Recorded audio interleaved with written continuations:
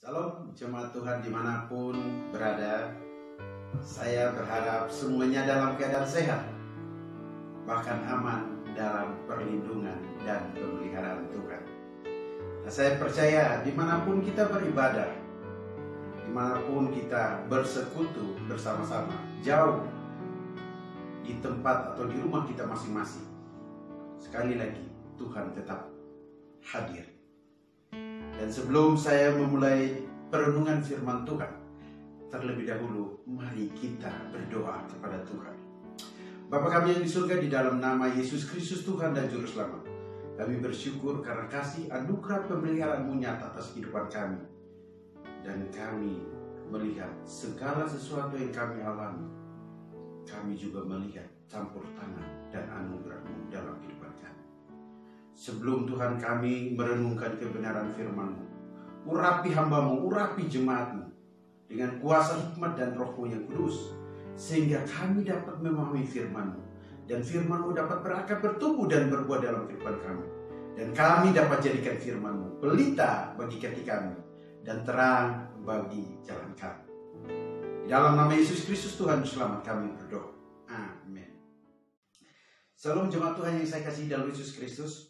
Kita hari ini belajar sama-sama firman Tuhan dengan tema worry atau khawatir. Sekali lagi kita akan belajar firman Tuhan dengan tema worry atau khawatir dalam bahasa Indonesia.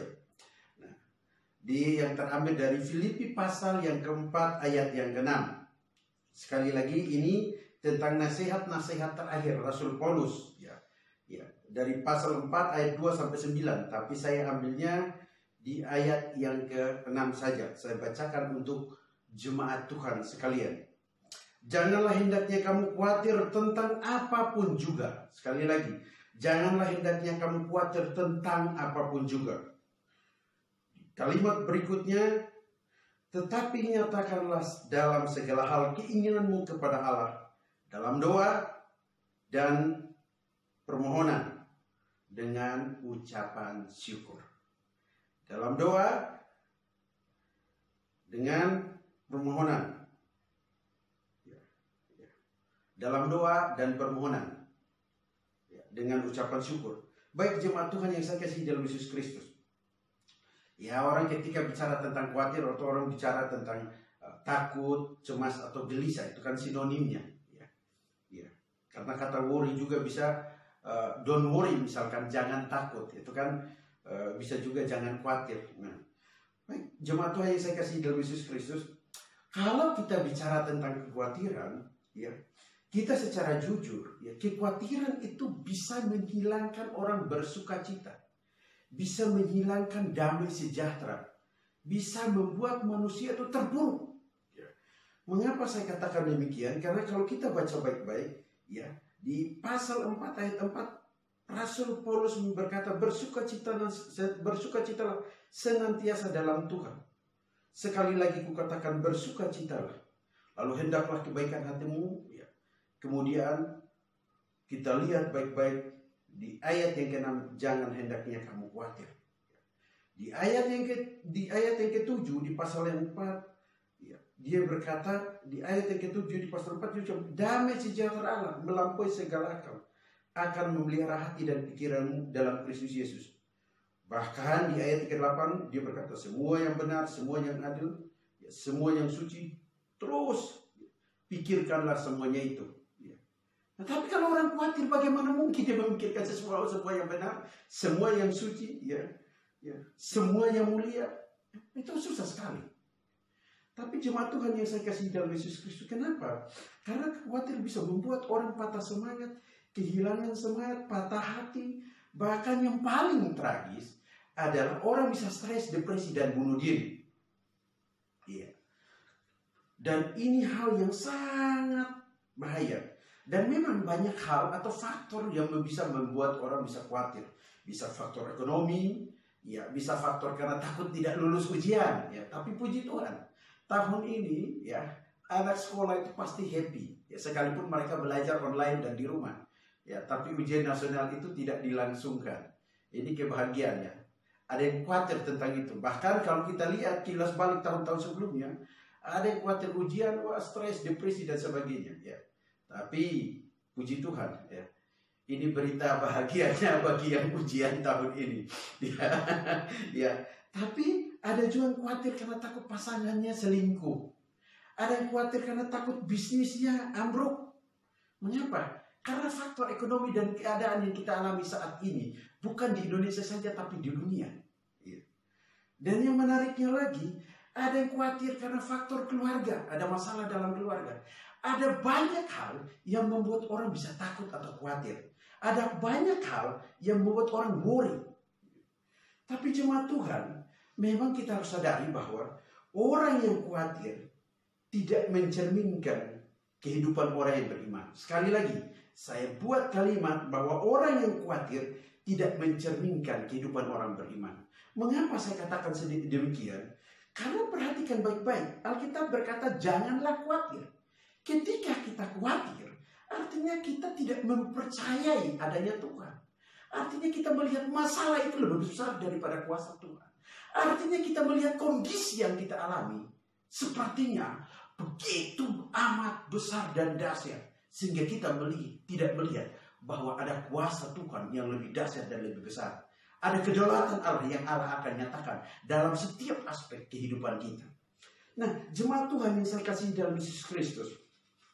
Maka daripada itu, ya, pertanyaannya adalah, apakah tips yang tepat untuk kita mengatasi kekhawatiran dalam hidup ini? Apakah tips yang tepat untuk kita mengatasi kekhawatiran dalam hidup ini? Mengapa saya katakan begitu? Karena di dalam hidup ini kita tidak lepas daripada itu. Ada yang berkata, khawatir wajar, gelisah wajar, takut wajar. Tapi sekali lagi, tadi saya katakan dengan kalimat saya atau tulisan saya bahwa orang yang khawatir tidak mencerminkan kehidupan orang yang beriman.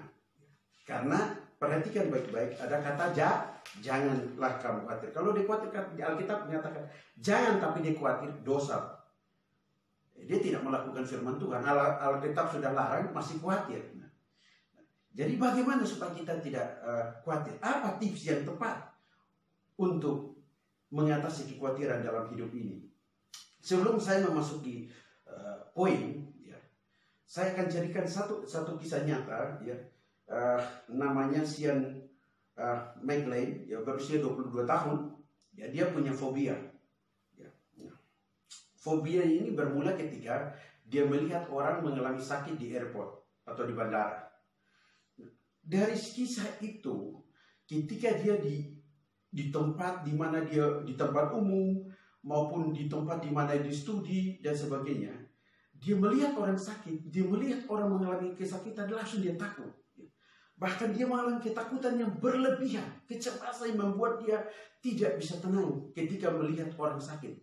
Dan saking dia takut sakitnya, Sean McLean ini, dia sangat takut dengan hal-hal tersebut atau sangat takut untuk mengalami sakit.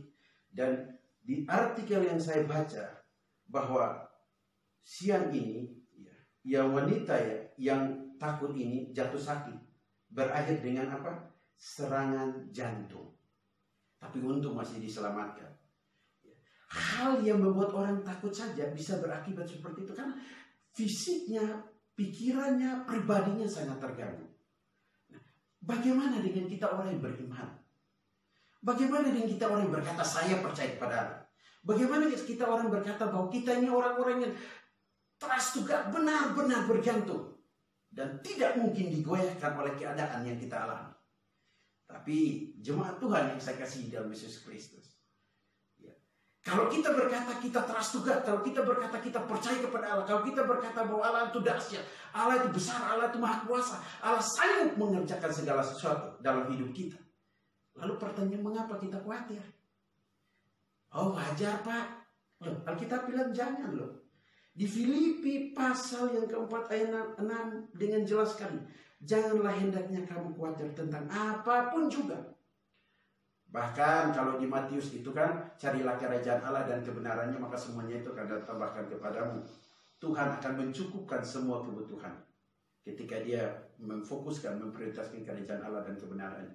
Burung saja dipelihara, bunga bakung saja dihiasi dengan begitu indah, apalagi kita, ciptaan yang sempurna serupa dan segambar dengan Dia. Makanya wajar Alkitab melarang kita untuk jangan khawatir. Nah, tapi apakah tips yang tepat untuk mengusir kekhawatiran dalam hidup kita? Poin yang pertama kita lihat baik-baik di sini katakan ketika orang mengalami khawatir. Kenapa orang dilarang untuk mengalami khawatir? Atau mengapa orang tidak boleh khawatir? Dilarang, jangan kamu khawatir dalam segala hal. Karena Alkitab berkata di sini, tetapi nyatakanlah dalam segala hal keinginanmu kepada Allah dalam doa. Ketika orang, rahasia orang, atau tips untuk mengatasi kekhawatiran dalam hidup ini, yang pertama adalah doa. Pray. Jemaat Tuhan yang saya kasih dalam Yesus Kristus, percaya berarti ya suatu ketetapan hati. Suatu ketetapan hati yang bergantung kepada Tuhan.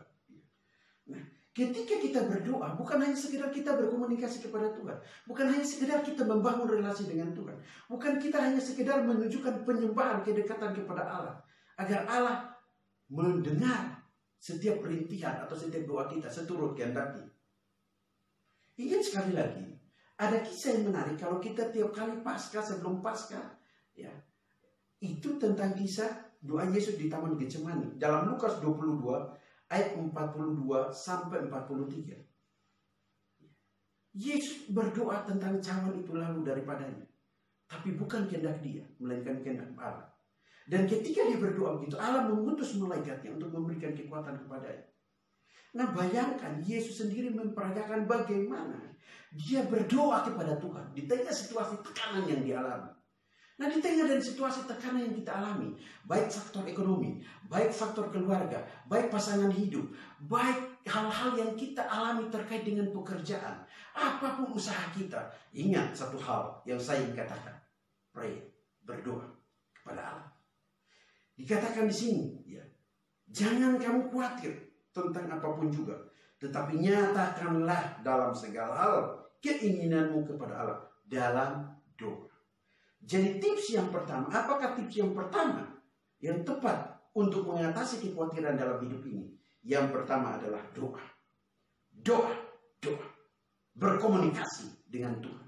Membangun komunikasi, membangun relasi dengan Tuhan. Karena kenapa? Dia Allah yang berdaulat. Dia Allah yang maha kuasa. Dia yang akan menyatakan kuasa, pemeliharaan, kasih, dan anugerahnya dalam kehidupan kita hari lepas hari. Di tengah kekhawatiran yang kita alami, Dia adalah tetap Allah yang peduli dengan hidup kita. Amin. Hal yang kedua yang saya ingin katakan di sini adalah, apakah tips yang tepat untuk mengatasi kekhawatiran dalam hidup ini? Hal yang kedua, kita lihat baik-baik di ayat selanjutnya. Setelah dalam doa dan permohonan. Makanya hal yang kedua adalah ya, naikkan permohonan kepada Tuhan. Permohonan itu kan permintaan, menyampaikan, mengucapkan. Jemaat Tuhan yang saya kasih dalam Yesus Kristus, bukan kita hanya menaikkan permohonan bentuk persekutuan kita dengan Tuhan atau dengan Allah saja. Bentuk kita menyerahkan atau mengungkapkan kebutuhan-kebutuhan kita kepada Tuhan. Seperti yang dituliskan di sini adalah nyatakanlah. Tetapi nyatakanlah dalam segala hal keinginanmu kepada Allah. Dalam doa dan permohonan. Nyatakan dalam doa, nyatakan dalam permohonan kepada Allah. Nah, jemaat Tuhan yang saya kasih di dalam Yesus Kristus, apa yang membuatmu khawatir?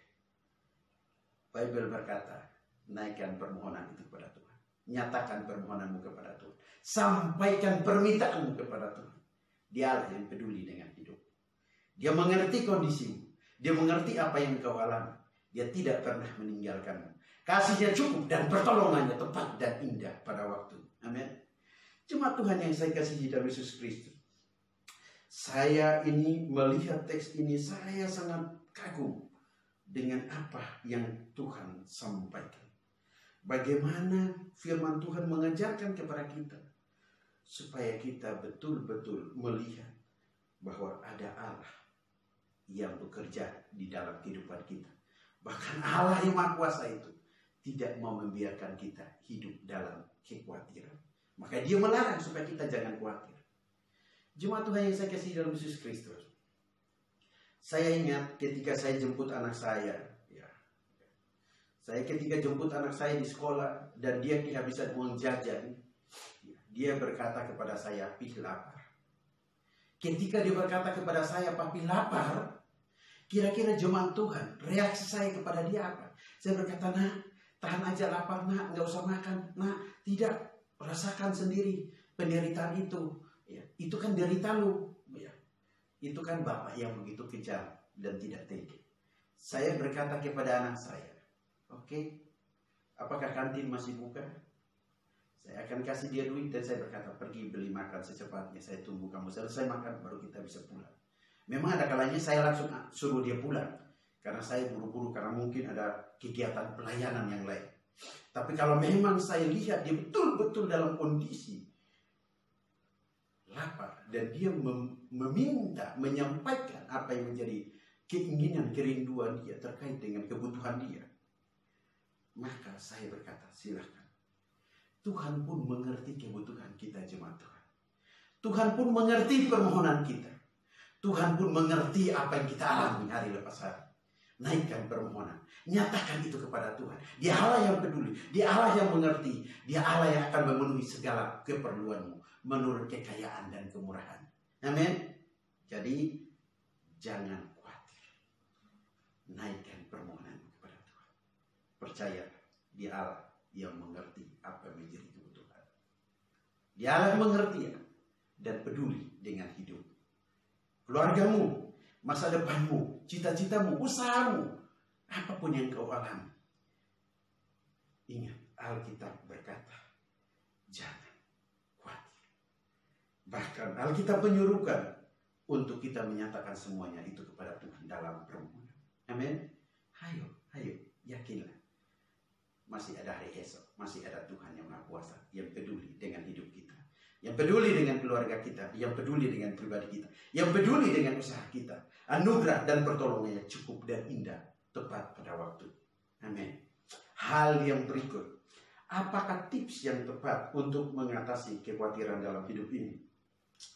Perhatikan baik-baik. Hal yang ketiga dikatakan di situ setelah dan permohonan dengan ucapan syukur. Dengan ucapan syukur. Jangan lupa, ketika kita berdoa, Allah menjawab doa kita. Ketika kita menaikkan permohonan, Allah menjawab permohonan kita. Jangan lupa berterima kasih. Jemaat Tuhan yang saya kasih dalam Yesus Kristus, keyakinan bahwa Allah pasti mendengar dan menjawab doa kita seturut kehendaknya, itu merupakan iman yang kokoh. Tapi juga mengucap syukur atas karya Allah dalam hidup kita, itu juga merupakan bentuk ajaran firman Tuhan, yang dimana bentuk bukan saja penundukan diri, kerendahan hati, bukan saja bentuk kebergantungan kita kepada Tuhan, tapi kita sadar bahwa Dia pasti menolong kita indah dan tepat pada waktunya. Kita senantiasa bersyukur karena ingat di dalam kitab Tesalonika berkata, mengucap syukurlah dalam segala hal, sebab itulah yang dikehendaki Allah dalam Kristus Yesus bagi kamu. Jadi, yakinlah bahwa ketika kita bersyukur bukan sekedar memperagakan kehendak Allah, memperagakan firman Allah, bukan sekedar keyakinan bahwa Allah telah memenuhi segala kebutuhan kita, bukan sekedar kita berkata segala perkara dapat kutanggung dalam Dia memberi kekuatan kepadaku, tapi mengucap syukur juga merupakan keyakinan bahwa Allah pasti mendengar dan menjawab doa kita seturut kehendaknya dan indah pada waktu. Amin. Baik jemaat Tuhan yang saya kasih dalam Yesus Kristus, saya akan coba ceritakan satu kisah nyata yang sangat sederhana. Ini kisahnya terkait dengan lagu NKB 131 yang diterjemahkan oleh KP Nugroho. Dalam judul bahasa Indonesianya itu Tuhan Pimpinlah. Dan lagu ini diterjemahkan dalam 32 bahasa. Tapi di balik kisah lagu ini ada kisah yang sangat menyedihkan. Mengapa saya katakan kisah sangat menyedihkan? Karena lagu ini ditulis oleh Thomas Dorsey. Pada saat itu ia berusia 32 tahun dan ini kejadiannya 1932. Dia adalah penyanyi solo, seorang pelayan Tuhan.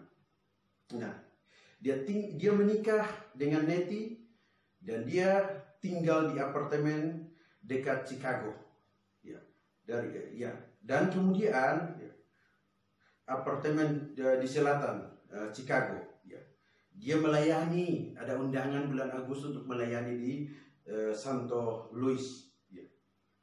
Ketika itu tibalah waktu dia pergi melayani ke sana, musik atau kotak musiknya ketinggalan di tengah perjalanan, dia balik. Dan dia melihat istrinya Nettie tidur terlelap dan sudah hamil tua, kejadian waktu itu. Ketika dia mengambil alat musiknya, dia mau pergi, seolah-olah ada yang bicara kepadanya, "Menahan, jangan pergi, tinggal saja." Tapi dia berpikir ini pelayanan, dia pergi. Sesampainya di sana dia melayani. Mereka meminta dia menyanyikan. Dan dia juga mendengar orang bernyanyi begitu meriah dan bertepuk tangan atas pujian-pujian yang dinaikkan. Tapi ada satu hal yang menarik, adalah di tengah situasi kondisi itu, ada seorang yang datang membawa telegram kepadanya yang bertuliskan bahwa istrinya telah meninggal. Istrinya hamil tua dan telah meninggal, tapi melahirkan seorang anak laki-laki. Bayangkan ketika dia mendengar itu, dia melayani Tuhan dan pasti dia berpikir dalam kisah itu, saya baca dia merasa Tuhan tidak adil. Bahkan dia sempat berpikir untuk tidak lagi melayani Tuhan. Bahkan menciptakan atau menuliskan lagu Injil. Dia mau kembali pada profesinya jazz.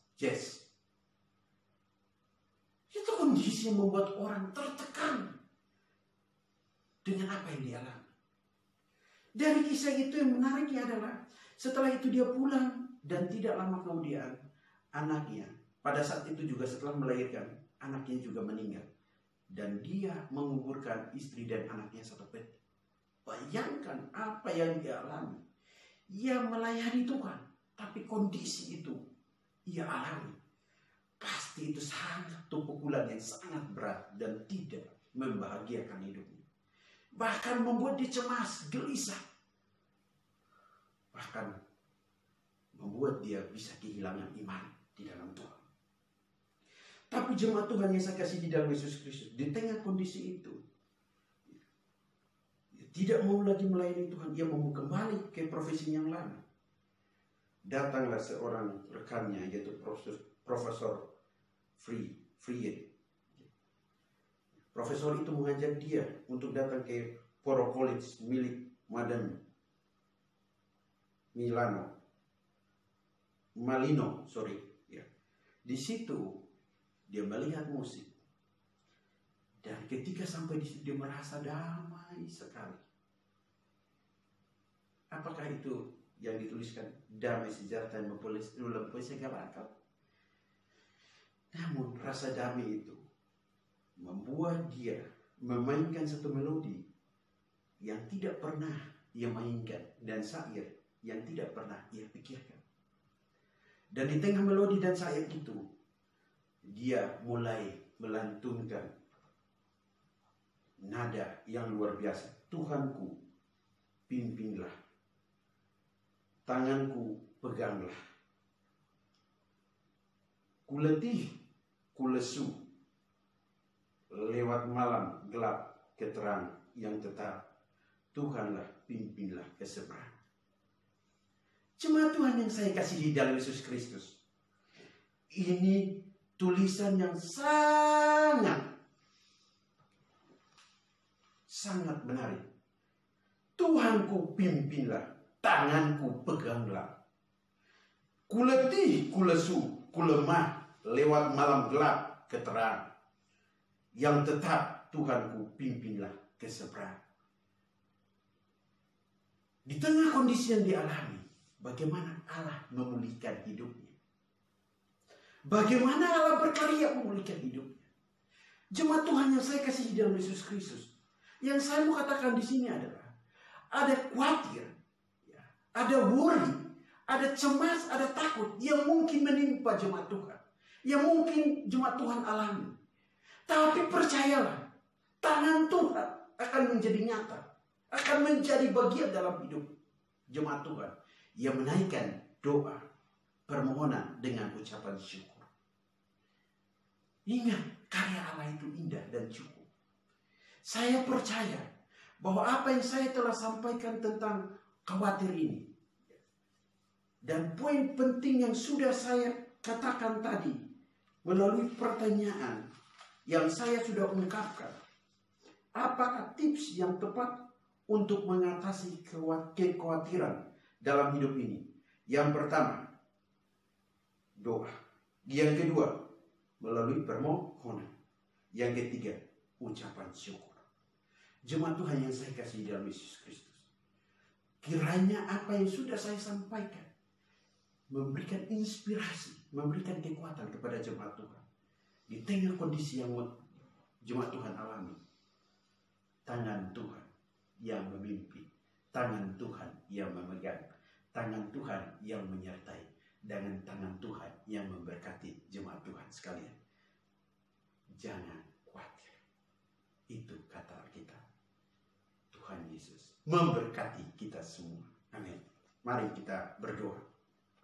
Bapa kami yang di surga, di dalam nama Yesus Kristus Tuhan dan Juru Selamat, hamba-Mu sudah menyampaikan kebenaran firman. Biarlah firman-Mu dapat menjadi pelita bagi kaki kami dan terang bagi jalan kami. Tuhan, hamba-Mu juga berdoa bagi jemaat-Mu yang letih, lesu, dan berbeban berat.